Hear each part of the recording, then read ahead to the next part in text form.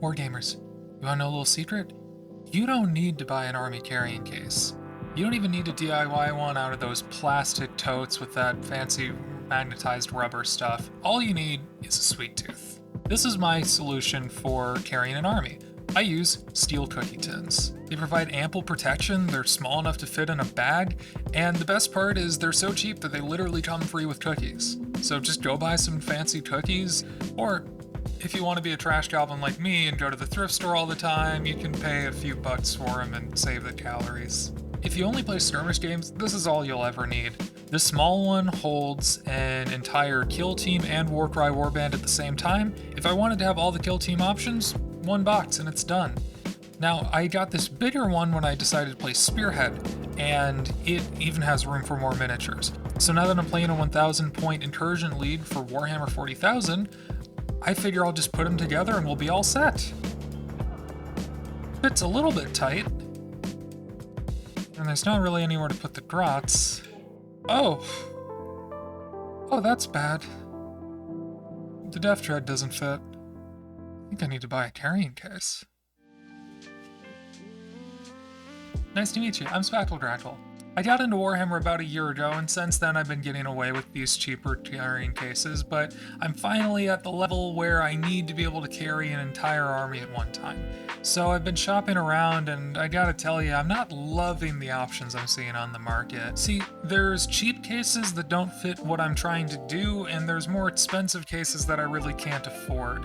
Something like the Jikoshi, Junimo, whatever that case is, the plastic one with the window on it, you've seen it at all your local game stores. That would be great. It's $120, $130 most of the time, but it's too big to take on a plane, it's bulky, I don't need the window feature. I'd like to get something more streamlined. Plus I spend too much of my money on Amazon anyway, so saving that. Battle foam seems like a great option for plane travel because you're not going to really risk damaging your minis, but it takes forever to load and unload. Then there's something like the A case, which uses magnetic trays, and that looks awesome, but it's like $500 for the carry-on set. I'm sure they're great products worth the price. Everything's custom made in them. They look awesome. I don't have that kind of money to spend on my hobby right now. I'm spending it on getting established and traveling to cons, and I'm trying to experience the hobby, not buy more products right now. So I need to find a DIY way to get a good carrying case in my price range. I'm aiming for something like less than the price of that Jikoshi case that I mentioned, and I think I've got a plan to make that happen. See, the killer on all these specialized army cases is the custom parts. They're having to pay a lot because they only make a few of them, but if they were able to create thousands, millions of the same things over and over again, the price of the individual piece gets cheaper. What I'm going to do is take advantage of widely available mass-produced goods and repurpose them into my case. See, I don't need custom trays, I can use cookie sheets. I don't need to 3D print anything, I can just fabricate it out of some lightweight material. That material's corrugated plastic board. It's the same stuff that you would see yard signs made out of. It's cheap, it's light, and because it has that grain structure, I think I have a trick that'll make it even stronger than it would be normally. And the final piece of this puzzle is this knockoff Pelican case. Those Pelican cases look great, but the one I wanted was like $250. So I found this one on Amazon for $65, the exact same amount as a recent return that I had put in there, so got me again. And a shockingly short time later, here's the carrying case of my dreams. It has these perforated foam sheets. These would be great if I was packaging a camera, but I want all the space available in this, so this is all just going in the closet. However, I'll be able to use just a little bit of it in the case build. These are the cookie sheets I found. I wanted 1/8 size sheet pans originally because it's a standard size, which is about 6 by 9 inches. These are 7 by 10, which fills out the interior of the case much better. They're less standard, so I might have trouble getting more in the future, but I have enough here to make my entire carrying case, and they were on sale, so I was able to load up. This is that corrugated plastic I was talking to you about. See, it's strong and light, but it bends more in one direction than the other. I've had a lot of trouble in the past getting nice clean cuts on boards like foam core, and it's going to be a similar process here, so I decided to buy a new tool. This is a mat cutting tool made by X-Acto. It's new old stock, they don't make this anymore, But the great part is it's compatible with X-Acto blades, and I have quite a few of those laying around. The whole thing actually costs less than a pack of the blade refills that are included with it. I found pull cuts are much easier to keep clean, and I have to switch around the T-square at the end of my cut to keep everything straight. I've had this T-square since I was like 7, so it's about time I used it. Now that I have the side panels, I need to cut out a notch for the wheel wells to go into. Now, I've got a tool called a contour gauge that should help me get the exact shape, except I'm noticing it didn't really get all the way down into the case this time. Instead of going out and buying a new tool, I've just shifted it a little bit to exaggerate the size of the cut. It won't be an exact fit, but that'll be okay. You really aren't going to see this once all the trays are in there, and it won't affect function. With side panels cut, now I just need to figure out the cleats. Those are the panels that are going to go along the side to divide up where the drawers slide in. I'm calling them cleats because they remind me of a design called a French cleat, which is commonly used in workshops. If there's a better term for it, let me know in the comments. I struggled getting consistent width with these. I was cutting against the grain of the corrugated plastic, and every time I went through one of those little walls, it made my knife jump around. I need to make as few of these cross-grain cuts as possible. So new plan, I'm going to cut the side panels with the opposite grain orientation, and then cut all the little cleats in along the grain, so it'll be easier to make all of my cuts for the cleats, because there will be many more of those. The whole goal here is that the grain direction in the corrugation is going in opposite directions on the build. That's the same principle that's used in plywood and carbon fiber. It makes composite materials like this much stronger. So I went to work getting a new set of side panels cut out, pretty much just by copying the ones that I made previously. And then the old side panels got cut up into my cleats. It was great, they were already the exact width I needed, so why not?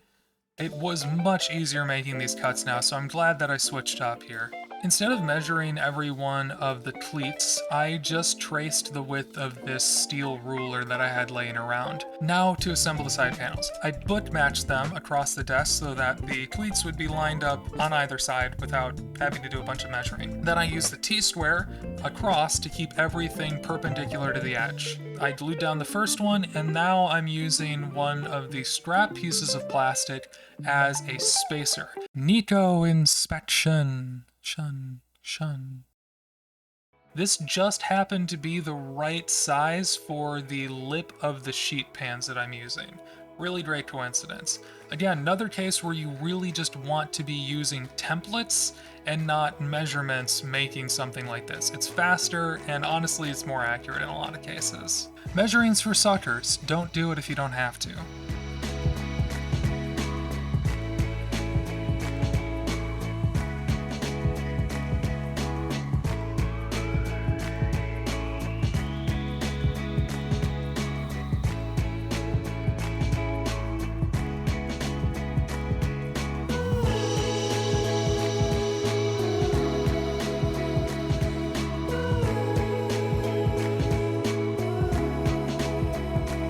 Took a lot of super glue. Luckily, my fiance bought me one of the big packs of the cheap stuff way back.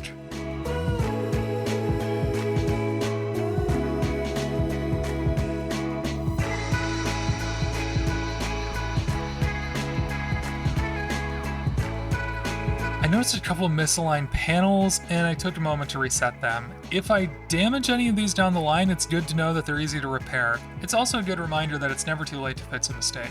Just like it's never too late for you to hit that like button and subscribe. Don't forget to ring that bell if your meal here was swell. Anywho, that's the last of it. The panels are ready, now I just need to assemble the case structure. This is all just going to be press fit with foam to back it up. I don't want to glue any panels in case TSA wants to take apart the case to inspect it. A little panel trim, and now it's ready to load up.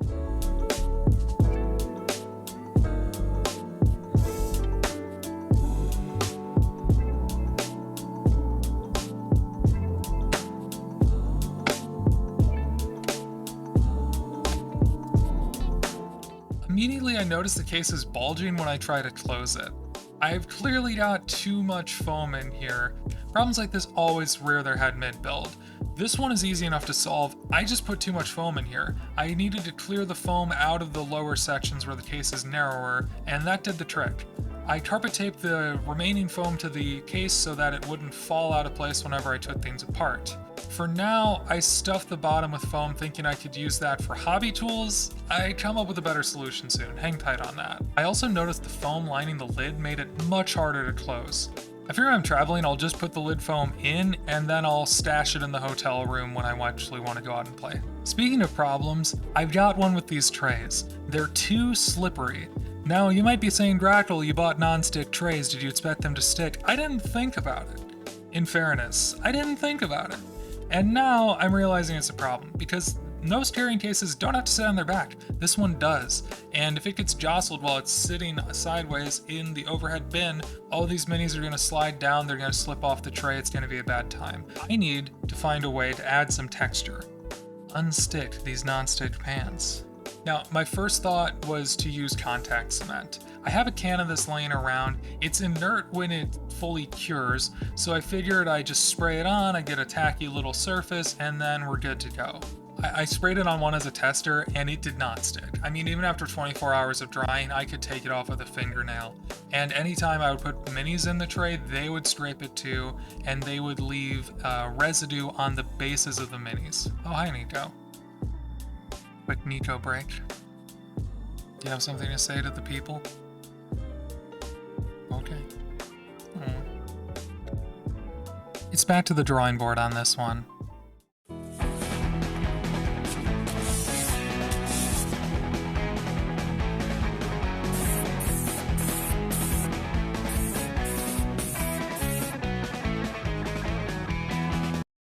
This is rubberized undercoating. This is Nico. Nico's badge. Are you rubberized undercoating? That is not the undercoating I'm talking about. Get that out of here. The hell? This is rubberized undercoating. It's not food safe, TikTok. Not sure how it was hard to tell that was a joke. This goes under cars to stop rust. It's cheap, it comes in a can, it's relatively durable, it creates a drippy surface, and if it rubs off, I can always just spray more on. Remember that good idea I previewed? This is it. Normally, these trays couldn't go all the way to the bottom of the case because of these wheel wells, but if I just cut a relief for the wheel wells into one of these trays, it can serve as a permanent bottom for the whole case. This is especially going to be good for tall models or narrow models, like my Def Dread in this army, or maybe a Dorkanaut down the line. A girl can dream, after all. Dorkanaut. After some very amateur metalworking, I managed to dull down the edges of this tray again so TSA doesn't arrest me for bringing the world's worst knife onto an airplane. I also managed to remove all of the undercoating from the edges of the pan, and it actually makes it work way better. So now I guess I gotta do that on all the other pans. By the way, be careful kicking up this much dust. I would recommend just taping these off if you're gonna do this yourself. I really wish I'd taped these off. It made a whole mess. I had to wear breathing protection. It was a lot to clean up after. Just gross. And there it is, my brand new carrying case. It holds my entire 1,000 point Dread Mob army with room to add even more. I already used this a couple times at the game store and it's been working great. I'm thinking I might be able to add a dice tray that can just slot right in here. That would be really nice for playing. Although if I had a 2,000 point army, it probably wouldn't fit. I realized at the last minute I should do something to pad the hard bottom of the case as well. I added this thin layer of EVA craft foam to the bottom of the case, just hopefully to stop miniatures from breaking if they do hit on it. And with all that done, there's just one last test, the baggage handler test. I've entrusted my carrying case to baggage handler Drackle with my entire 1,000 point army inside. Let's see how she does. Please, be gentle. Please.